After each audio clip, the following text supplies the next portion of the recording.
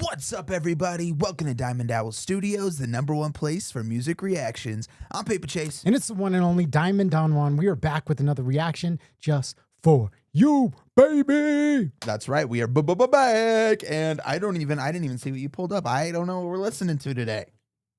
What's going on, Don? That's the line. What's going on, Don?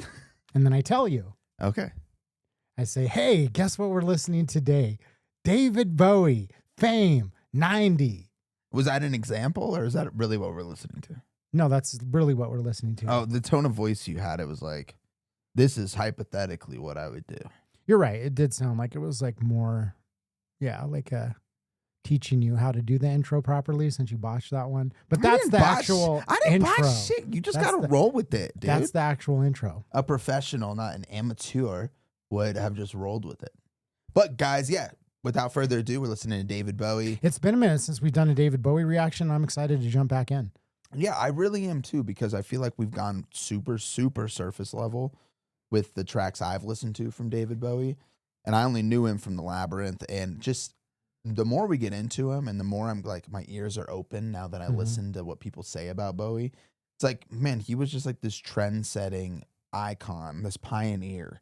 And I'm really excited to I'm glad you brought that up, because I was actually reading through the comments and there was a bunch of stuff that I had read on some of the reactions that we had done that I found to be very interesting, just about his like songwriting process.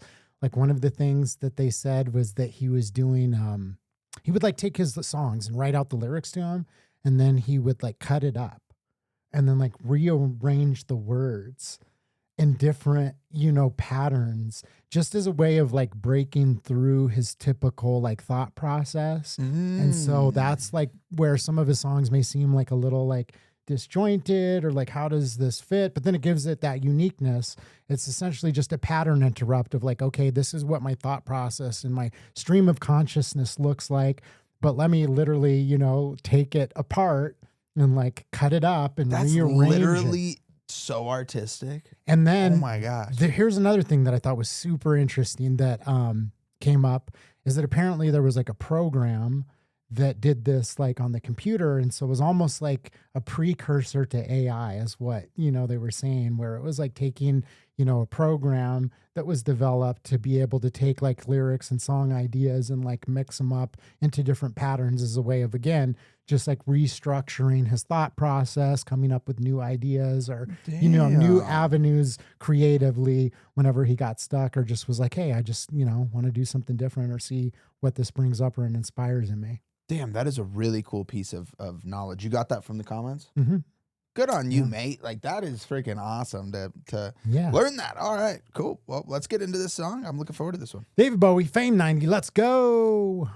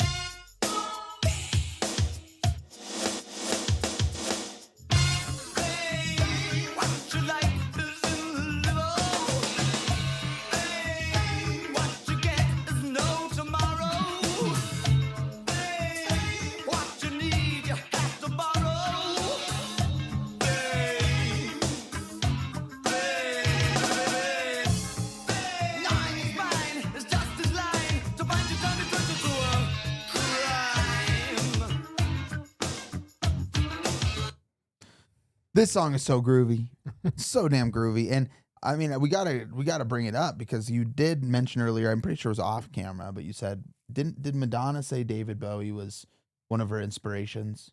Which we don't know. We're not clarifying that for sure. But it looks like he's like doing an early version of the Vogue here. Yeah, You it know did what I kind of mean? look like he was voguing there. That's what I was thinking as well. Yeah, I'm pretty sure I read that in one of the comments that we did to a Madonna reaction, where somebody was saying that Bowie was one of Madonna's inspirations, which would make total sense. If we get this wrong, I'm going to blame it on you because I got the info from you. So don't crucify me just because I'm trying to engage. Well, it But would be interesting to see if like she pulled any of the inspiration from maybe some of what he was doing because.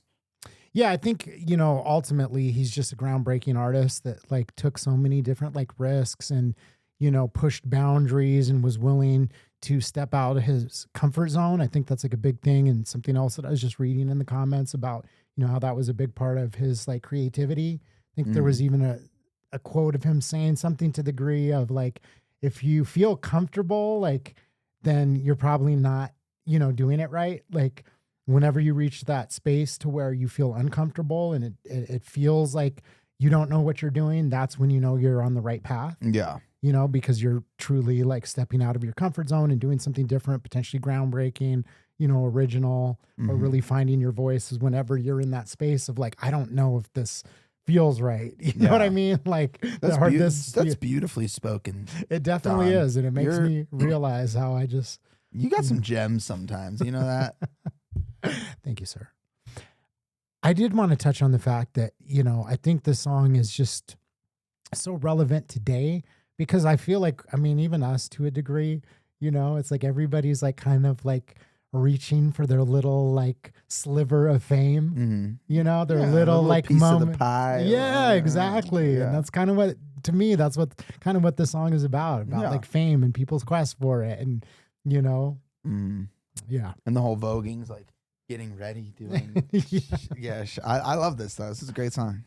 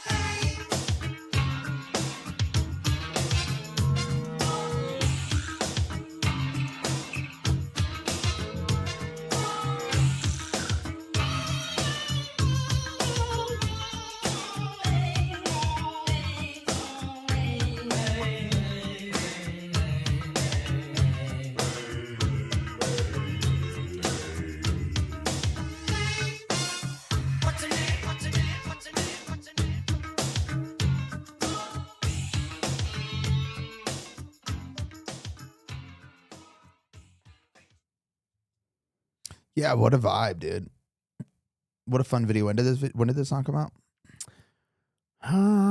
Let me look. 7 years ago. Yeah, let's do that again. Yeah, great song though. Absolutely just such a fun vibe. I mean, I get it. I totally get why everybody loves David Bowie, why he just has gone down as a legend. What year did he pass away? It wasn't that long ago. Well, I think it was like before COVID or around COVID. Yeah, I think it was like 2020. I thought it was 2020. I could be wrong. But rest in peace to a legend, man. 1990. When the song came out? Yeah. Perfect. So wait, when year did Vogue come out? I just out of curiosity. That This is taking a minute. We could be totally off base again, which I wouldn't put it past us. I feel like Vogue was like 90s.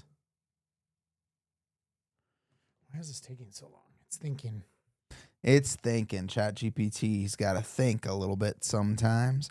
Well, while he looks up that, we'll wait for the answer. But guys, if you enjoyed this video, make sure you drop a like. And if you want to join us on our journey of discovering new music, old music, everything in between, hit that subscribe button. If it's your first time on our page, subscribe.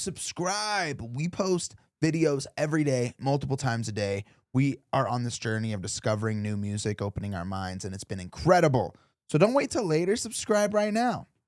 Find it. March 20th, 1990. Is when Vogue came out?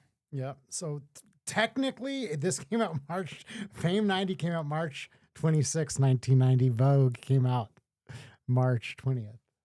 Dang. She beat it by a week. That's okay. So we're totally wrong about, or I was totally wrong about that. I mean, I don't think it's like totally wrong. It's just, you know, sometimes, Well, you know, that's the thing about this channel. Like a lot of these artists, like people sometimes get mad at us because they're like, you know, I've seen comments say like, why don't you do research prior to doing the reaction? And I'm split, honestly, 50-50 on it, because sometimes it adds to it. There's a lot of stuff that I miss. And I feel kind of like, I'll be honest, I feel kind of dumb sometimes because I'm like trying to pick up like the song lyrics and the song meaning. Well, you are dumb, so it's only natural you feel that way. That is true. And then the videos sometimes can be distracting. I mean, there's so many different elements. And then there's just like me naturally just like, you know, drifting off and being like, oh yeah, this song brings up this memory, or, you know, dang, it makes me think about this love that I had, or, you know, all these different elements of the musical journey. And sometimes people will get mad. They'll be like, how could you guys miss the meaning of the song? And it's like, there's a lot going on. Yeah, there is. I think sometimes people forget, like for me, sometimes my favorite songs are not the ones that are easy. The music that I like tends to be more complicated. It's not surface level. That's what I think a lot of these enduring classics are.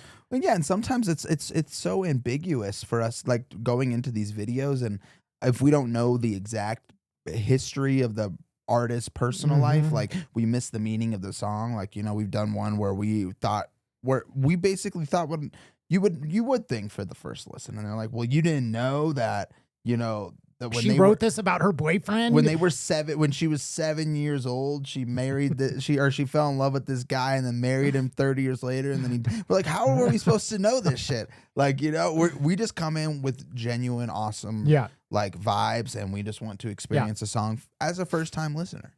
Yeah. So anyways, you know, they're split. Sometimes I'm like, maybe we should do more research, but I honestly enjoy doing like a blind reaction, just kind of like catching the initial vibe of the song and then going to the comments to learn more of the history from you.